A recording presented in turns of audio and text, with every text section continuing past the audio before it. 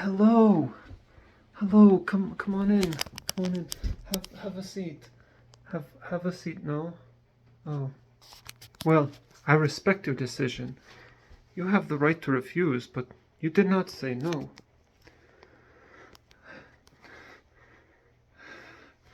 Today, I would like to discuss with you why 99% of sexual occurrences are indisputably acts of rape.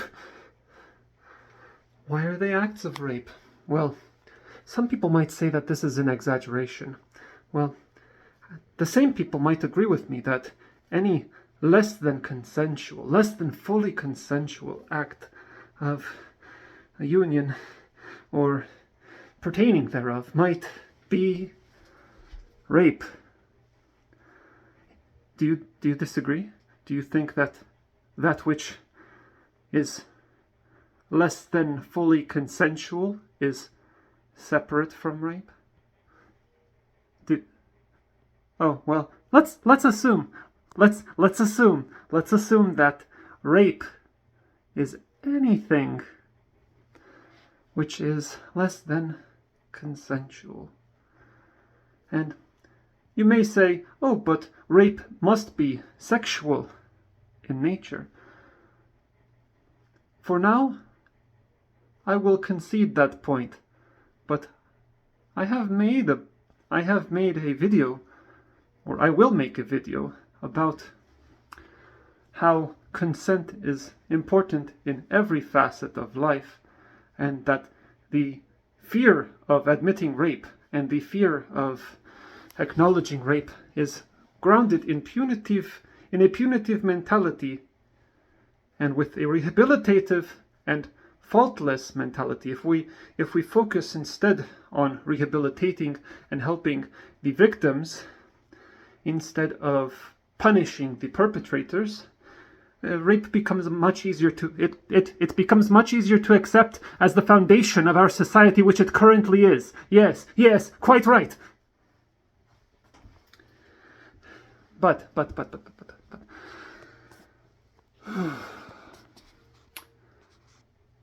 until this day, we have had a philosophy of might makes right. For most of history, consent consisted of yielding to the more powerful.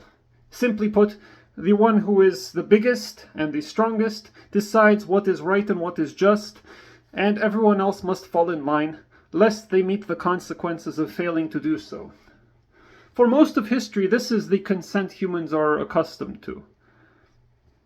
Humans are content to yielding to the power of others. In small hunter-gatherer tribes, in all of most of history, consent consisted of yielding to the more powerful. Whatever they wanted, that was right, that was it. What could you do? A more progressive notion has arisen from this as society has become increasingly complicated and numerous.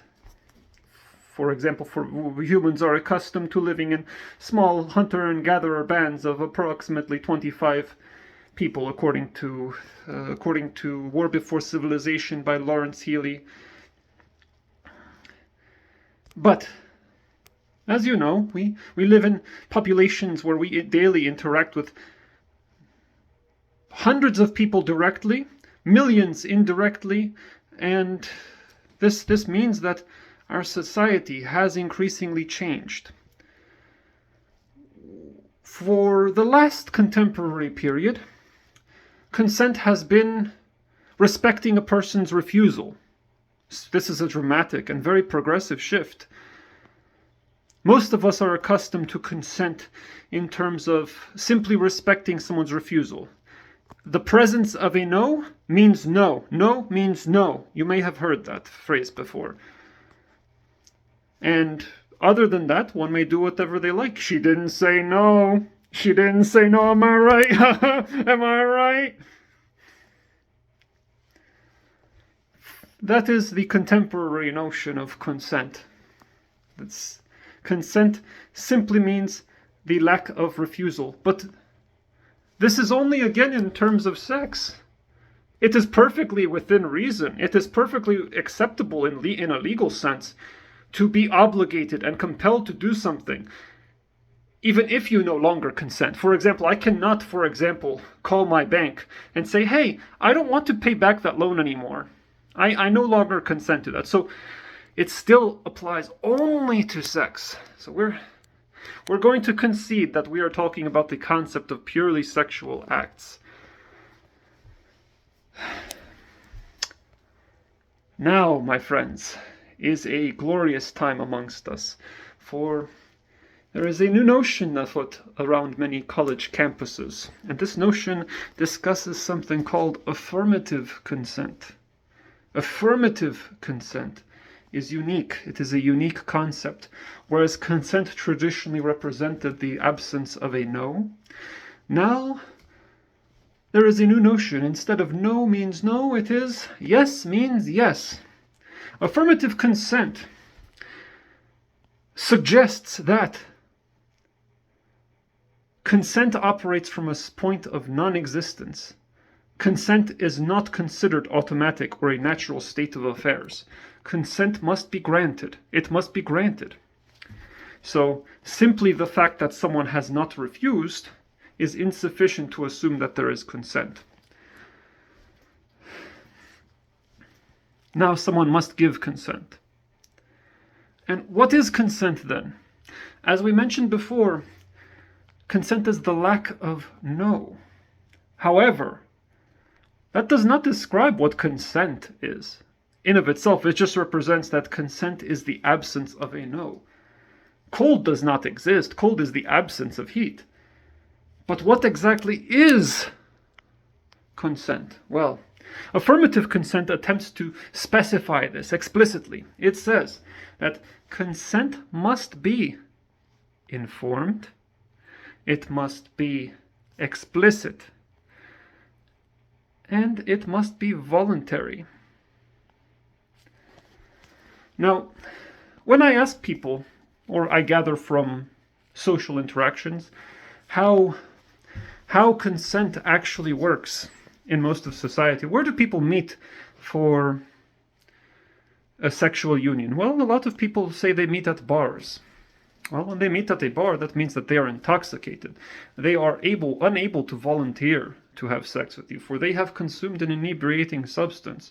The consumption of an inebriating substance at all, even one drink, even a glass of wine, impairs your ability to consent. So that consent is less than fully consensual. Would you not agree that would you not agree that if someone had less than fully consensual sex with your daughter, that you would consider that rape?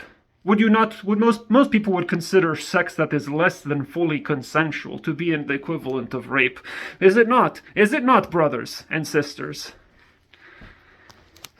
So we accept that meeting at a bar and having a glass of wine with a lovely damsel or with a studly hunk is actually sexually rape. Most people consume alcoholic substances from what I have gathered. I don't know. I have yet to know these things. I am naive in this way. But from what I gather, many people like to unwind with a nice alcoholic inebriation before they engage in some kind of sexual activity. That is rape. We have agreed that is rape, because it means the person is not able to fully agree of their own volition. So whatever yes they give is not voluntary. Now the next issue is that sex is consensual when it is explicit. Explicit. What does that mean? It means that the language used to ask for sex must be direct, and it must be unambiguous. For example, want to go back to my place and Netflix and chill? If the person is intending for sex to occur, they should say so outright. They should say so directly. That ambiguous nature is part of is often involved in many cases of alleged rape, because people have different interpretations. And I have never witnessed in romantic films or in illicit films. I don't know if illicit is the right word. In erotic films, I have noticed that this explicit consent is absent. And from what I have gathered on college parties and such, most people just, hey, want to go back to my place? Hey, want to go upstairs? Hey. It's like that. Is the consent explicit? Do most people? I know from experience when I have dated women, that 9 out of 10 women, when I ask, "Do I have your consent to kiss you? I would like to kiss you. Do I have your consent to kiss you?" And I have been told it is creepy. I have been told by many women that it is creepy to do so. Do you consent to have me kiss you? I want to kiss you.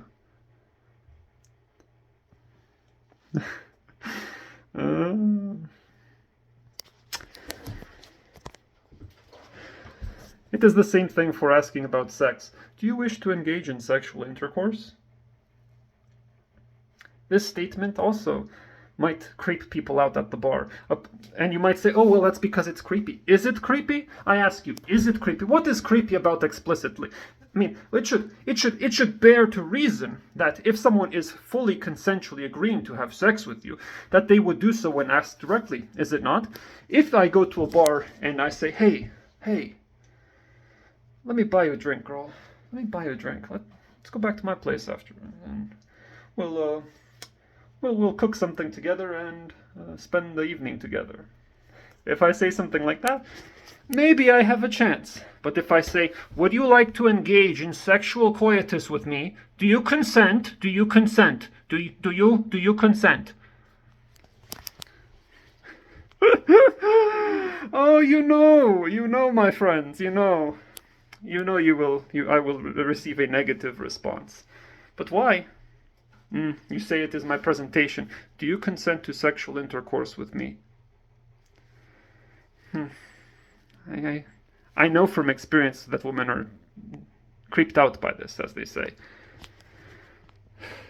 So, I must ask you, to what degree do you think that the consent given is actually there?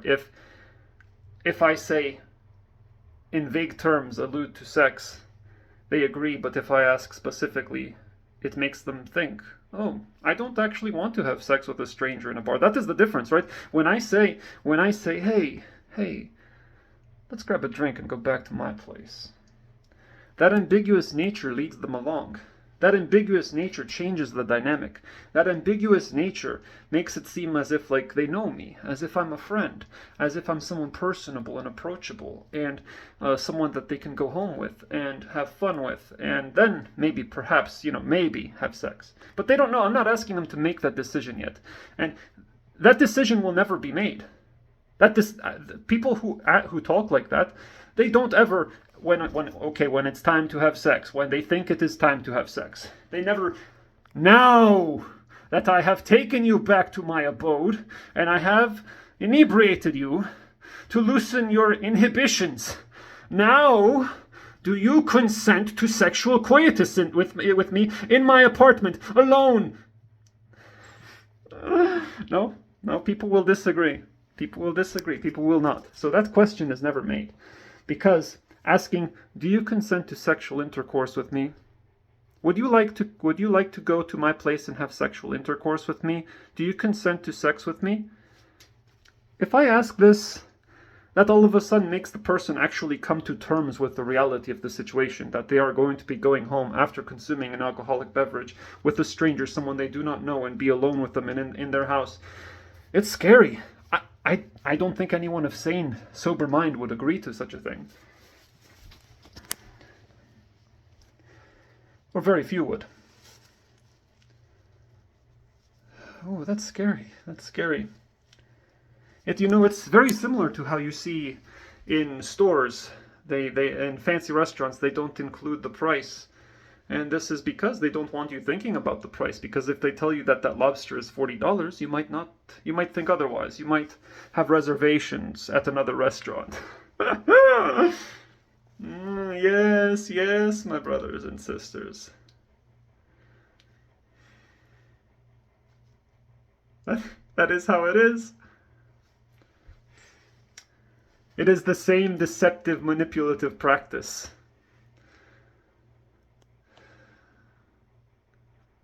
Listing the price makes people more likely to agree to something they otherwise would not. Not being explicit means that they are not well informed, and therefore they are not able to voluntarily give consent. So we have established that consent must be voluntary, consent must be explicit, and consent must be informed. Well, what does informed consent mean in this case? Informed consent means that the person is well aware of the potential consequences of what could occur, such as STDs, such as free of assumptions is the big one here. Free of assumptions, for example. Some people think that because they are dating someone, or that because they are having a relationship with someone, they can do sexual things with them without their consent. For example,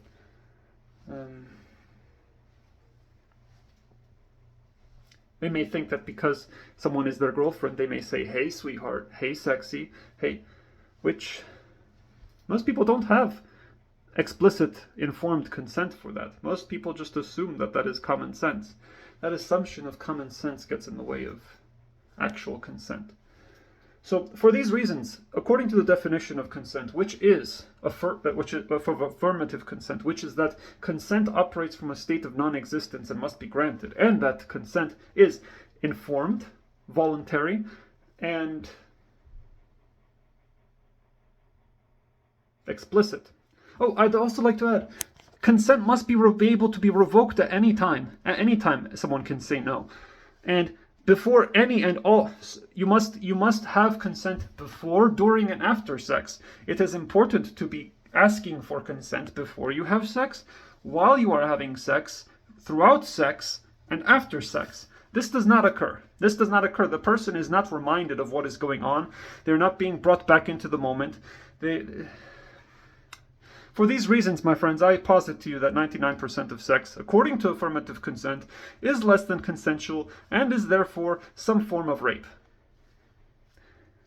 I encourage you, brothers and sisters, to accept this and to recognize that your aversion to accepting this is, I believe, and I may be wrong, feel free to correct me in the comments, I believe that your aversion to this is stemmed by the fact that we think that rape often is associated with some kind of punishment, or that it means something of our character.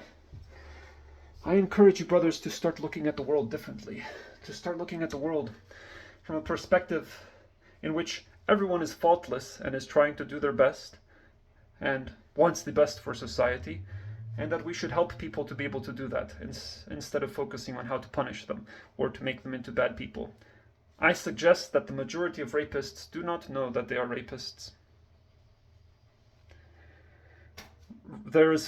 We can agree that rape is not just holding someone at gunpoint and forcing them to have sex with you. Consent can be many, many things. And rape can be many, many things. Well, please let me know what you think. What flaws do you see in my argument? Please tear me apart. Tell me what you think. Hold no reservations. I can take it. Be polite to each other, though, please. Thank you all for watching today. Be safe. God bless you all. I love you all.